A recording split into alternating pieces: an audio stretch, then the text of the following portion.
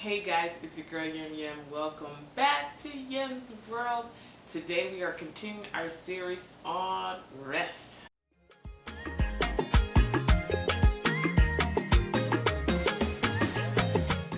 Oh man, I hope you guys had a restful night, day, week, month, year. I hope that you have been resting. In my last video, I talked about the original Sabbath, the original rest. The first time that rest was talked about in the Bible, we went over that. Now, one of the things I wanted to say is that I used to always wonder, like, why would God need to rest? Okay, I understand why we need to rest because, physical activity, blah, blah, blah. But I'm like, he only spoke the word.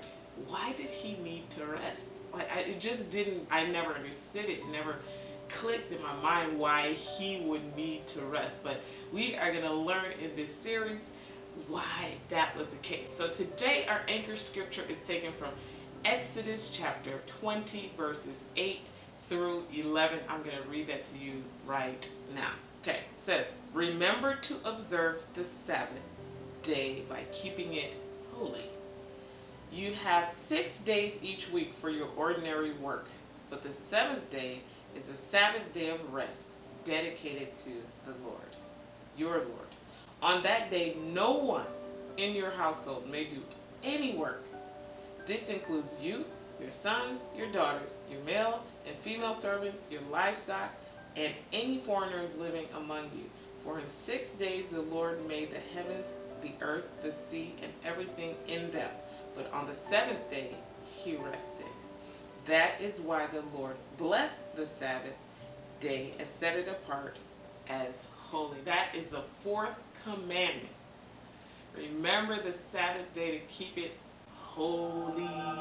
Hello. That's the fourth commandment of the Bible out of the 10 commandments, okay? Not to be confused with any other commandments. These are the 10 commandments that God gave Moses, okay? The fourth one says, remember the Sabbath to keep it holy. Now remember, the Sabbath was established before Moses, before anyone, except for Adam was there on the seventh day when he originally established the Sabbath. But point is, this was now made into law, okay?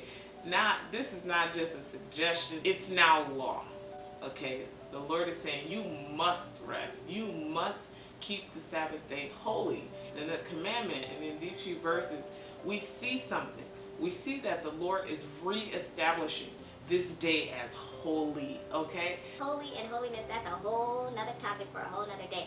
But when God says something is holy, believe that this is important, it is sacred, it is set apart, it is sanctified, and that means it needs to be honored.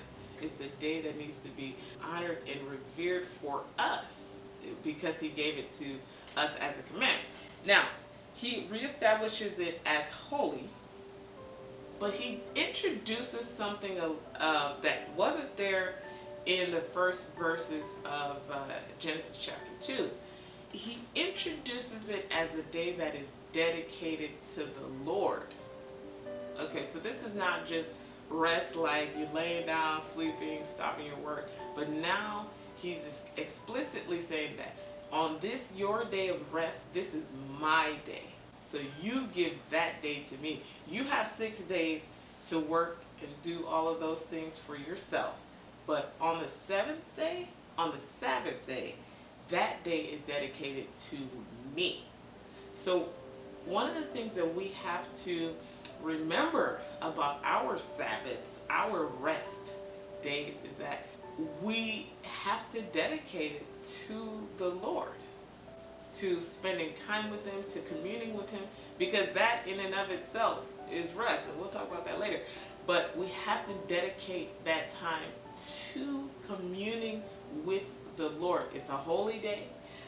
So on holy days, on holidays, we dedicate those days to the Lord. And he reestablishes this day as holy, and he also establishes it now as a day that's set apart to him, to the Lord. The third thing he says, again, is no work. So I don't know if that wasn't explicit in Genesis chapter 2, verses 1 to 3. But in case it wasn't clear, now he's saying you don't work, your sons don't work, your daughters don't work, your livestock, your servants, nobody works. Nobody. So in case some of y'all, come on, some of y'all wanted to oppress the people under you. Some of you, we're not going to get into that. But no work for anybody. Everybody has to rest. Everybody has to rest. So that lets us know that rest is non-negotiable for anyone. Okay, you know, there's a saying that people like to say, I'll rest when I die. I will rest when I live, okay, because God said I should rest. So I'm not going to wait till I die to rest. I'm going to rest right here on earth because it's a commandment. So, no work. Nobody works. Nobody. It's a commandment. And then finally, he establishes a pattern for why we do it. Why do we do it? Because he did it. Let's look at it again. It says, for in 6 days the Lord made the heavens, the earth, the sea, and everything in them. But on the seventh day he rested.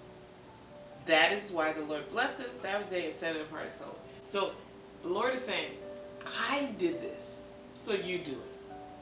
I rested, so you rest. So in case there was like, why do we need to rest?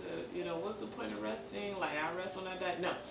God himself, God used words. Like, he didn't even use physical work to bring about all the work that he did in creation. He just spoke the words and then they came forth. And yet, in all of that, when the work ended, he rested. And so he's saying to us, imagine, we who are doing actual physical labor, we're actually changing the diapers and we're actually waking up every 2 hours to feed that newborn baby. Like, we're doing physical activities. He's telling us, hold on, I rested, so you rest. And so we are going to talk more about that in the next few videos. But if you haven't already, make sure you subscribe to the channel, leave a comment in the comment section, and share the video, and make sure you like this and turn on those notification bells so that you won't miss a video. Alright, until next time, see you. Bye.